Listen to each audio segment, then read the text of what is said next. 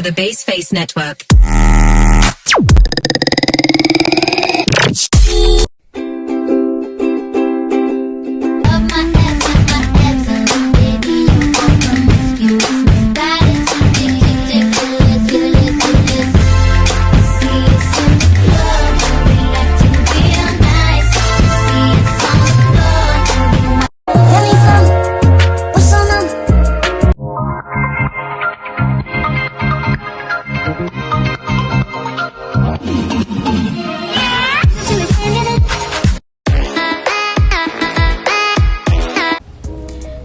Years ago, the history of the communist insurgency in Malaysia ended by Tunku Abdul Rahman peacefully through an agreement with the Communist Party of Malaya (CPM) in Thailand.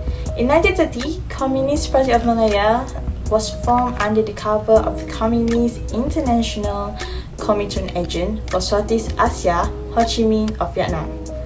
After the Malayan People's Anti-Japanese Army, MPAJA was forced to disband after the war in 1945, the CPM legally continued in Malaya as a political party. Now I will explain on the reason why communist insurgency happened. The reason communist insurgency happened is when the case of 3 European managers and planters in Perak been murdered that makes the situation worse and uncontrolled by the British that forced the British to declare a state of emergency or hereafter emergency. The CPM, however, denied the charge and countered that the emergency was just a ploy. CPM might involved in the murder tragedy make a huge debated from Sir Edward Gans. Because of the act of subversive and radicalism from the CPM, the British position in Malaysia was threatened. So they agreed to the declaration of emergency made on 16 June 1948 without enough evidence. Launching guerrilla and mass media exploitation is the first action made by CPM, and the cause of this is why many of the public and people have lost their lives. Several strategies have been made by the British against CPM. Firstly, after 1 month of declaration, the British decided to ban the CPM organisation on 23 July 1948. That had a big impact on how radical and subversive the CPM was toward Malaya. The extension of the law gave more power to the police and military to arrest and detain persons suspected of subversive activity. Second act made by the British is that the defense and security divisions were enhanced by the British to refrain from their attacks. As a result, 10,000 soldiers were deployed to guard areas such as tin mines and rubber estate. The Griffins and Melby mission, which took place in March and August respectively, drew international attention to the Malayan emergency. The British enlisted the help of Commonwealth nations, including Australia and New Zealand. Support from the United States, on the other hand, became a cause of domestic issue in 1950, and other power also can be obtained in this phase. Other than that, the CPM's movement were also restricted by the British during emergencies. Commissioner Sir Henry Journey carried out the Bridge Plan from 1948 to 1951 with Lieutenant Colonel Bridge enforcing it. The success of the tactic has effectively shut off the citizenry source of food, rice and plant, and finance as desired by the CPM. The Squatted Resettlement Scheme were instituted with the intention to cut off the population from the influence and threat imposed by the communists. This is not something that can be treated as discrete and separate from the global financial crisis. On the contrary, it has been intimately connected with it, particularly through the impact of financial speculation on world trade prices of food. Guerrilla movement in the huge communist insurgency happened in Malaya. The imperialist power position was jeopardized in Malaya, where the CPM attempted to enlist the cooperation of the media to aid their resistance and movement. Villagers Laborers, women and indigenous people are their main targets.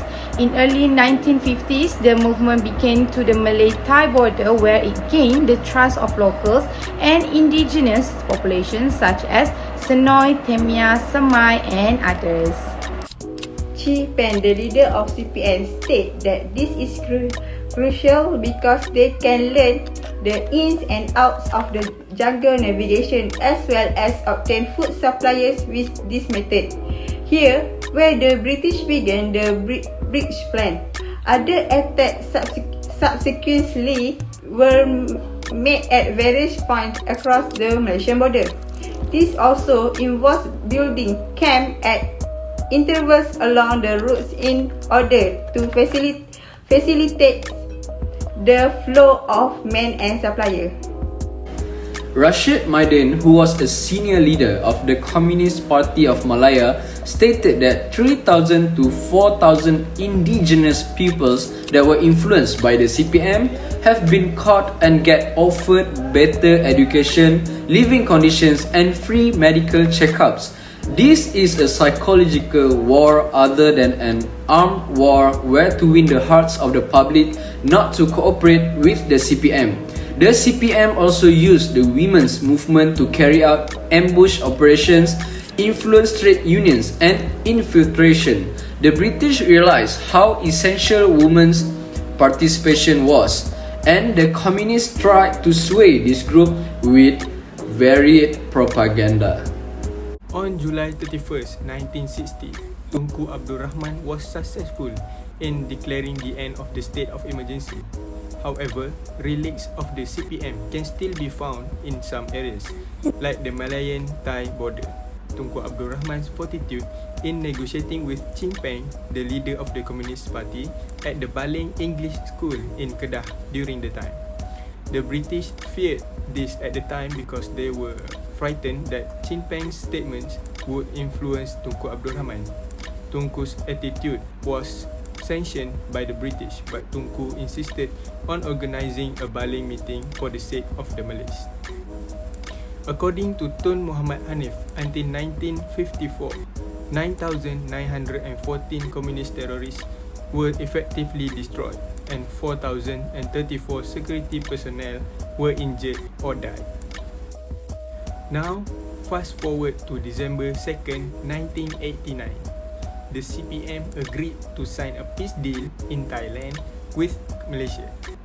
Tunku was intelligent in his efforts to negotiate rather than go to war, and he was able to spare many lives as a result of his efforts. The CPM is no longer able to form a communist government in Malaysia. Until this day, even Chin Peng ashes are not acceptable in Malaysia.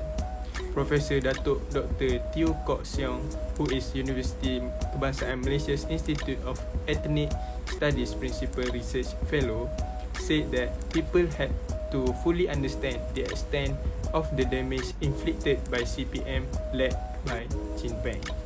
Thank you very much. In a conclusion, to summarize all of those, we can recap that the Communist Party of Malaya (CPM) was formed under the cover of the Communist International Comintern Agent for Southeast Asia in Ho Chi Minh, Vietnam.